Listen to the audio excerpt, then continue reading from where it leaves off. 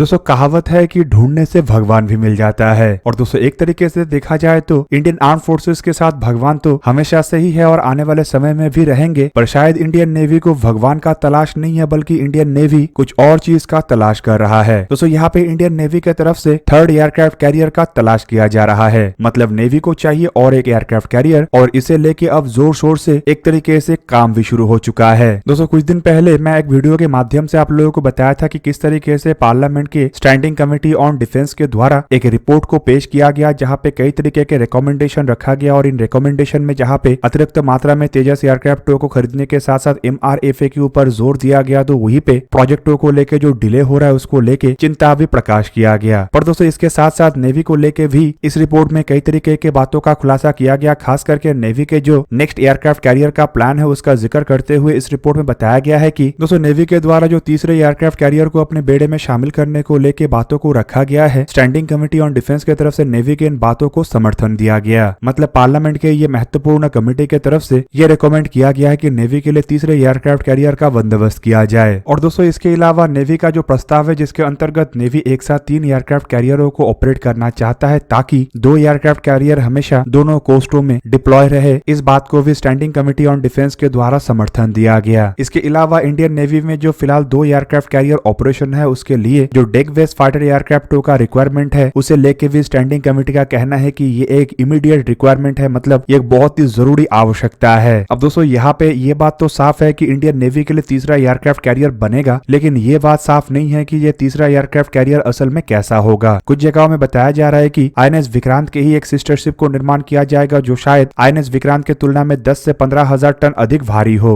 मतलब INS विक्रांत जहाँ पे 44,000 टन का है तो वहीं पे ये 55,000 टन से 60,000 टन तक हो सकता है, पर यह स्की जंप के द्वारा ही काम करेगा। मतलब जिस तरीके का INS विक्रांत है उसी तरीके का ही एयरक्राफ्ट कैरियर होगा। हालांकि कुछ जगहों में 65,000 टन के काटोबार एयरक्राफ्ट कैरियर मतलब catapult assisted take off but arrested recovery configuration का एयरक्राफ्ट कैरियर का बात कहा जा रहा है। मतलब इसमें किसी तरीके का स्की जंप रैंप नहीं होगा बल्कि यह संपूर्ण रूप से फ्लैट डेक एयरक्राफ्ट कैरियर होगा जिसमें INS विक्रांत की ही टेक्नोलॉजी का इस्तेमाल किया जाएगा, लेकिन कुछ टेक्नोलॉजियों में बदलाव करते हुए मतलब कुछ टेक्नोलॉजियों को अपग्रेड करके इस तरीके के एयरक्राफ्ट कैरियर बनाने का प्रस्ताव रखा जा रहा है। यहाँ पे आपको जानकारी के लिए बता दूं कि अगर 65,000 टन के काटोबार एयरक्राफ्ट कैरियरों को बनाने के लिए आगे बढ़ा जाता है तो इसके लिए अधिक समय लग सकता है, क्योंकि ये डिजाइन के बेस पे भी INS विक्रांत से संपूर्ण अलग है। जबकि अगर INS विक्रांत के सिस्टर शिप को निर्माण किया जाता है तो इस एयरक्राफ्ट कैरियर को निर्माण करने वाला शिपयार्ड मतलब कोची शिपयार्ड लिमिटेड की तरफ से यह भी बताया गया है कि 5 साल के अंदर ऐसे दूसरे एयरक्राफ्ट कैरियर को कोची शिपयार्ड लिमिटेड तैयार कर सकता है। मतलब अगर इंडियन नेवी को इमीडिएट 3 एयरक्राफ्ट कैरियर का आवश्यकता है तो शायद काटोबार कॉन्फ़िगरेशन के 65,000 टन के INS विशाल प्रोजेक्ट के तहत शायद आगे ना बढ़ा जाए बल्कि विक्रांत के सिस्टर शिप को ही निर्माण किया जाए। यहाँ पे दोस्तों स्टैंडिंग कमेटी ऑन डिफेंस की तरफ से जिन प्रस्तावों को रखा गया है वो महत्वपूर्ण इसलिए भी है क्योंकि ये जो कमेटी है इसमें अधिकतम रूलिंग पार्टी के ही मेंबर ऑफ पार्लियामेंट है। मतलब ये जो आवाज है ये असल में गवर्नमेंट का ही आवाज है। और आपके जानकारी के लिए बता दूं कि अगर रूलिंग पार्टी की तरफ से बातों को रखा जा रहा है तो इसमें संभावनाएं बढ़ जाता है। वैसे तो दोस्तों तीसरा एयरक्राफ्ट कैरियर बनेगा ये भी सुनिश्चित है, लेकिन सबसे बड़ा बात यह है कि कब तक बनेगा, कब इसे लेकर अनुमति दिया जाएगा और कब इसके कंस्ट्रक्शन का काम शुरू होगा। ऊपर से भारत में जिस तरीके से डिफेंस प्रोजेक्ट एक के बाद एक डिले होते जाता है, इसे देखते हुए भी मेरा मानना यह है कि जल्द से जल्द ऐसे एयरक्राफ्ट कैरियर निर्माण करने की अनुमति दे दिया जाए ताकि अगर डिले भी होता है तो तय समय पे ये एयरक्राफ्ट कैरियर बन के इंडियन नेवी को मिल सके। हालांकि दोस्तों अगर इसमें डिले होता है तो 3 एयरक्राफ्ट कैरियर के सपना शायद पूरा ना हो, क्योंकि INS विक्रमादित्य जो कि रशिया से भारत के द्वारा खरीदा गया है वो अपना 10 साल का समय को कंप्लीट कर चुका है और आने वाले 15 साल के इस्तेमाल के बाद इसे भी रिटायर किया जाना है। मतलब इस 15 साल के अंदर केवल मात्र एयरक्राफ्ट कैरियर को निर्माण नहीं करना है बल्कि उसके साथ साथ इसे ऑपरेशनल भी करना होगा। और दोस्तों छोटे एयरक्राफ्ट कैरियर को अगर बनाया जाता है तो मेरा मानना यह है कि INS विक्रमादित्य के सर्विस लाइफ 7-8 साल बचा रहेगा, तब ये एयरक्राफ्ट कैरियर इंडियन नेवी के बेड़े में शामिल होगा। और दोस्तों उस दरमियान 65,000 टन के एयरक्राफ्ट कैरियर के तहत आगे बढ़ना चाहिए ताकि INS विक्रमादित्य रिटायर होने के बावजूद भारत में कम से कम 2 एयरक्राफ्ट कैरियर रहे और तीसरा एयरक्राफ्ट कैरियर जब बने तब बाकी बचे 2 एयरक्राफ्ट कैरियर सर्विस में रहे और भारत के तीसरे एयरक्राफ्ट कैरियर के सपने खाली पूरा ना हो बल्कि तीनों एयरक्राफ्ट कैरियर एक साथ लंबे समय तक इंडियन नेवी में ऑपरेट भी हो। तो दोस्तों आप लोगों को क्या लगता है कि स्टैंडिंग कमेटी ऑन डिफेंस की तरफ से तीसरे एयरक्राफ्ट कैरियर को लेकर जो रिकमेंडेशन दिया गया उसके कारण क्या तीसरे एयरक्राफ्ट कैरियर के प्रोजेक्ट में आसानी होगा और जल्द से जल्द ये एयरक्राफ्ट कैरियर के प्रोजेक्ट को शुरू किया जा सकेगा? कमेंट करके अवश्य बताइए। दोस्तों आज का वीडियो यही पे ही करते हैं समाप्त। किसी और एक दिन किसी और एक वीडियो में मिलेंगे, तब तक के लिए जय हिंद, वंदे मातरम।